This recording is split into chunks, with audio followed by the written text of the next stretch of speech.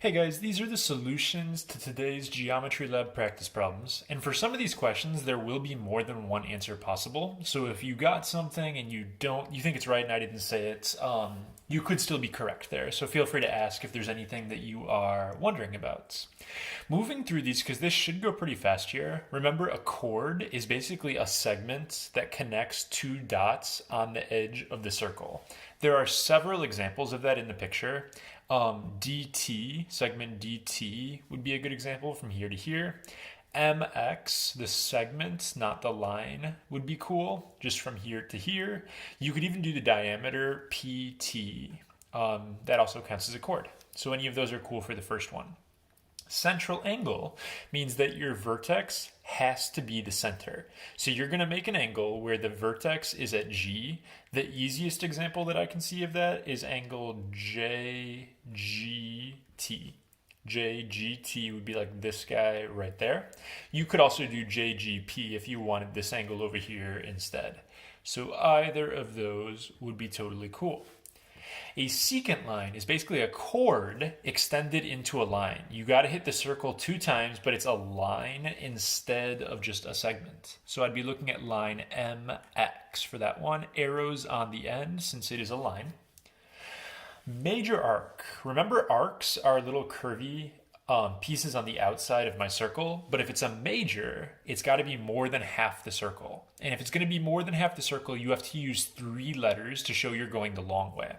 So say I said just MX and I wanted like this, that MX by itself would be just this little part. So if I'm talking about this arc from here to here, I would say like M, I could pick another letter like P or J, and then go all the way to X. MJX would be like that part of the circle.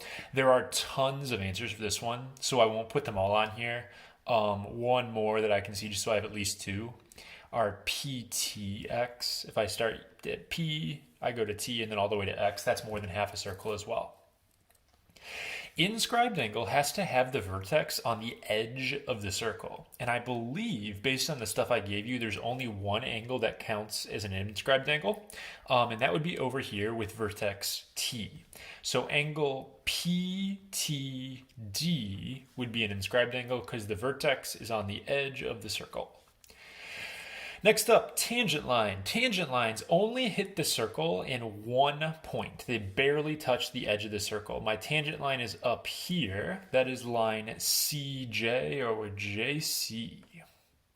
Finally, a sector is like a pizza slice in your circle. There's a couple you could choose. You could do this guy right here. I'm guessing most of you probably filled in this guy though. That's the easiest sector to color in. So it's a pizza slice on your circle. One more problem for the video here, and it is talking about basically you have a shape that's been inscribed in a circle, and it's supposed to be a rectangle. It looks a little wonky right here though.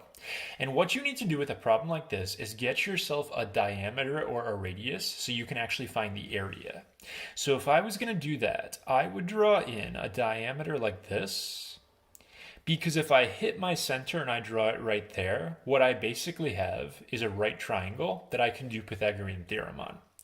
So my first step would be a squared plus b squared equals c squared.